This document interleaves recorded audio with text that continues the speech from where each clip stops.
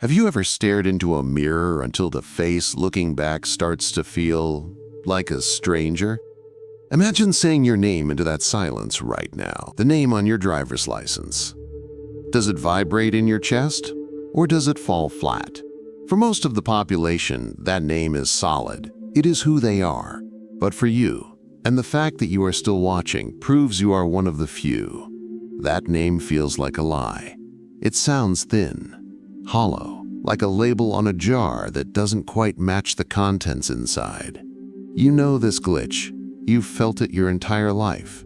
You sit in a waiting room, they call your name, and for a microsecond you don't move. There is a lag, a hesitation, as if your soul is looking around asking, who are they talking to?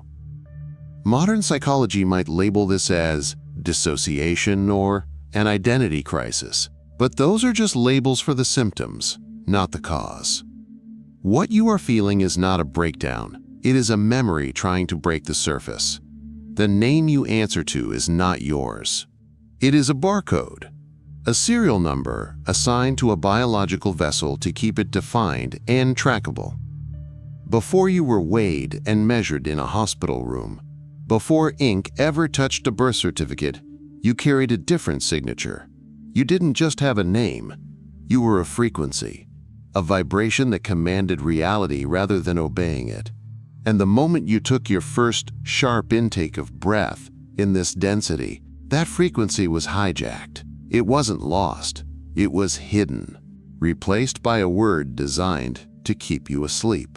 But nothing that truly belongs to the spirit can remain buried forever. Tonight, we aren't just going to learn about what was taken. We are going to reclaim it. Consider the violence of your arrival here. We are taught to view birth as a miracle, a silent, holy night. But physically, it is an assault. You leave a warm, weightless suspension and are immediately thrust into blinding lights, cold air, and rough handling. You scream. Everyone smiles and says, "Look, the baby is healthy." But the Gnostics saw that scream differently. They didn't hear a healthy set of lungs. They heard a spirit in shock. They heard the sound of a consciousness realizing it had just been trapped. In that moment of trauma, while your defenses were down, the system uploaded its first and most powerful virus, your legal name. Think about how a computer network handles a foreign device. When a new drive is plugged in, the system must format it to be compatible. It wipes the existing data and assigns a new label so the central processor can read it. That is exactly what happened to you. The Forbidden Gospel of Philip calls this mechanism the deception of names. It warns that the Archons knew they couldn't destroy your divine spark. It is too bright, too ancient. To destroy it would be to unmake reality itself. So they did the next best thing. They buried it under noise. They gave you a handle, a label, a sound that, every time it is spoken, reinforces your tether to this specific timeline and this limited body. This isn't just philosophy, it is sonic warfare. Your true nature is not a noun, it is a verb. It is a continuous flowing frequency, a unique chord in the grand symphony of the pleroma. But a human name? It is static. It is a box with hard edges. When you identify with it, I am John, I am Sarah, you are subconsciously agreeing to limit your infinite potential into a finite shape. You are agreeing to play a character in a script written by the Demiurge. And here is the tragedy. For decades, you have built a house on this false foundation. You polished the mask so well that you forgot there was a face underneath it. You believed the costume was your skin. But the theft was never perfect. If it were, you wouldn't be watching this video. The interface is glitching. The programming didn't take 100%. Deep down, in the quiet moments before sleep, you feel the friction. That discomfort isn't a defect, it is proof. It is the remnant of your original frequency vibrating against the walls of the prison. The Archons stole the label, but they could not silence the signal. And now, we are going to learn how to tune back into it. So if your legal name is a cage, what does the key look like? Here's the trap most seekers fall into. They try to replace one word with another. They look for a spiritual name in Sanskrit or Hebrew or Latin. But this is just changing the furniture inside the same prison cell. You are still operating within language. And language, by definition, is a tool of the matrix. It cuts reality into small digestible pieces. Your divine name is not a word. It cannot be written down with a pen. It is a state of resonance. Think of the experiment involving sand on a metal plate. When the plate is silent, the sand is scattered. Chaos. Meaningless dust. But when you play a specific tone through the plate, the chaotic grains suddenly snap into a perfect, complex geometric pattern. The sound forces the matter into order. You are the sand. Your true name is the sound. In the pleroma, the realm of fullness before this fractured world, you were identified solely by this unique sonic signature. It was the specific wavelength required to hold your consciousness together. It was your coordinate in the divine mind. The Gospel of Truth hints at this mystery. It suggests that the name of the Father is not a title, but the Son himself. Meaning, the name is not a label attached to a thing. The name is the thing manifest. Do you understand the difference? Your legal name is a sticky note attached to your forehead. Your true name is the atomic binding energy holding your atoms in place. This is why the Demiurge fears you remembering it. He knows reality is built on code, on vibration. If you were to access your original frequency, even for a few seconds, you would stop being a passive component of his system. You would become a tuning fork, struck in a room full of glass. When a tuning fork vibrates at its pure pitch, anything that is not in harmony with it must either align or shatter. You have spent your life feeling out of tune with this world. You looked around and thought something was wrong with you. Let me reframe that for you right now. You were not malfunctioning. You were incompatible. You are a high-fidelity instrument trying to play in a low-fidelity broadcast. The friction you feel is the sound of your true name rubbing against the static of this illusion. You haven't forgotten it entirely. You've just stopped listening. But the body remembers. It is waiting for the command to realign. Executing that command requires a technique that is deceptively simple. It doesn't require incense, intricate robes, or hours of chanting. In fact, complexity is often a trap set by the Archons to distract you. All you need is 7 minutes and total, absolute silence. Tonight, find a space where the matrix cannot interrupt you. No phones, no screens, no background music. The Demiurge relies on constant stimulation to keep your internal signal jammed. We are going to cut his power. Step 1. Desynchronize. Sit comfortably. Close your eyes. Do not try to clear your mind. That is a fool's errand. Instead, focus on the black screen behind your eyelids. Imagine that darkness is not empty space, but deep water. With every exhale, let your human identity sink heavier into that water. Let the name on your ID card float to the surface and drift away. Step 2. The query. Once your breathing shifts to an automatic rhythm, you are ready. You are going to drop a single question into that deep water. Do not speak it with your mouth. Project it with your will, aiming it towards the center of your chest, not your head. Ask, what is my true resonance? And then, and this is critical, do not invent an answer. Your brain, trained by years of schooling, will try to offer you words. It will suggest light, love, or peace. Dismiss them. Those are just concepts you learn from books. Wait for the raw data.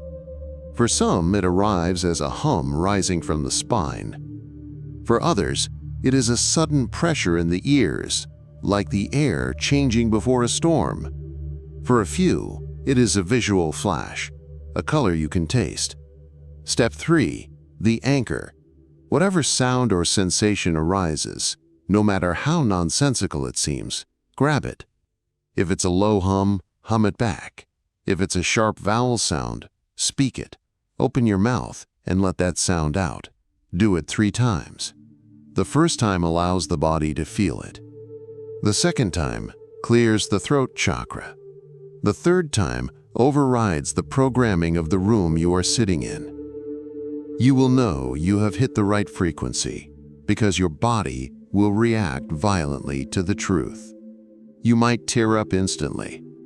You might feel a wave of intense heat or sudden uncontrollable shivering. The truth chills. Do not be afraid. This is not an emotional breakdown. This is system recognition. It is the physical shock of the hardware, your body, finally recognizing the software, your soul, after years of running a pirated operating system. There is a distinct shift that confirms the protocol has worked. It begins as a sudden, jarring detachment from the drama that usually consumes you. The Gnostics called this state the Immovable Race. Before remembering your name, you were a puppet of cause and effect. Someone insulted you. You got angry. The news reported a crisis. You felt fear. You were plugged into the emotional hardwire of the collective mind. You were predictable. But the moment you anchor into your divine name, the puppet strings go slack. You will walk into a room charged with tension, and instead of absorbing it, you will simply observe it. It will feel like watching a movie on a screen that is slightly too far away. You see the anger, you hear the noise, but it cannot enter you. It is the sensation of standing behind invisible, bulletproof glass.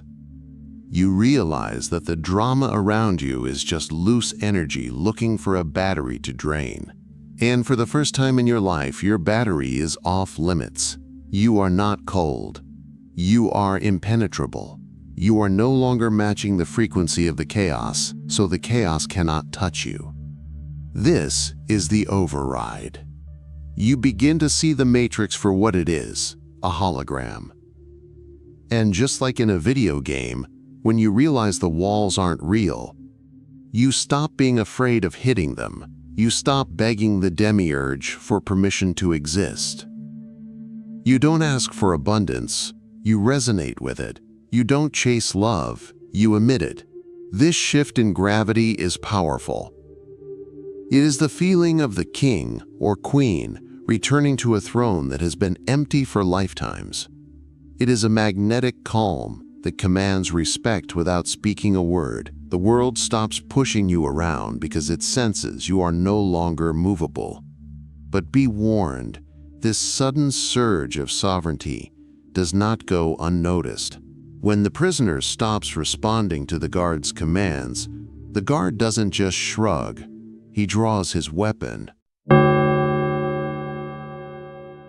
Now here is the warning that most modern spiritual teachers are too afraid to give you. When you successfully hit this frequency, when you speak that sound and your cells lock into alignment, do not expect the world to applaud. Expect the opposite. The Gnostics taught that this reality is a closed system, like a biological organism. When a cell within a body starts behaving differently than the others, the immune system is triggered to attack it. You are that rogue cell. And the Matrix has an immune system. The moment you retrieve your true name, you effectively go dark on the Demiurge's radar. His system tracks you by your fear and your attachment to your legal identity. When you shift your frequency to the level of the pleroma, you become a hole in his data, and the system hates a void. It will immediately try to force you back into a density it can control. This usually happens within 48 hours of your first breakthrough. But it won't look like a spiritual attack. You won't see demons. It will look like mundane, irritating bad luck. Your car breaks down. An unexpected bill drains your account. A family member picks a fight for absolutely no reason. A sudden, crushing wave of exhaustion hits you out of nowhere. This is not a coincidence. This is a containment breach protocol. The Archons are trying to drag you back down from the high frequency of your divine name into the low frequency of stress, anger, and survival mode. They want you to say, "This isn't working, my life is falling apart," and return to being the barcode. Do not let them. When the chaos hits, and it will hit, realize what it actually signifies. The chaos is not proof that you are failing. It is proof that you are winning. You have become a threat.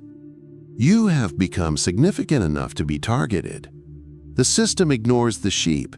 It hunts the lions who are waking up. So when the interference comes, do not engage with the drama. Do not fight the waves. Simply anchor back into the frequency. Speak the sound again. Reassert the signal. Think of yourself as a lighthouse in a hurricane.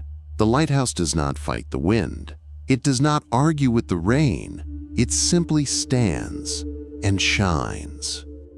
The storm rages around it, but the light remains untouched. Be the light. Let the storm of the Demiurge crash against your hull, but do not let it enter your structure. The Demiurge stole your name at birth because he feared your nature. He knew that if you ever remembered the frequency you carried before the flesh, his illusions would cease to hold you. He gave you a name to make you small. He gave you a history to keep you heavy. But tonight, the amnesia cracks. As you walk back into your life tomorrow, back to the job, the family, the obligations, remember this: you are effectively an undercover agent. You are wearing the costume of the person they know. You are answering to the name on the badge. But you are operating from a frequency they cannot touch.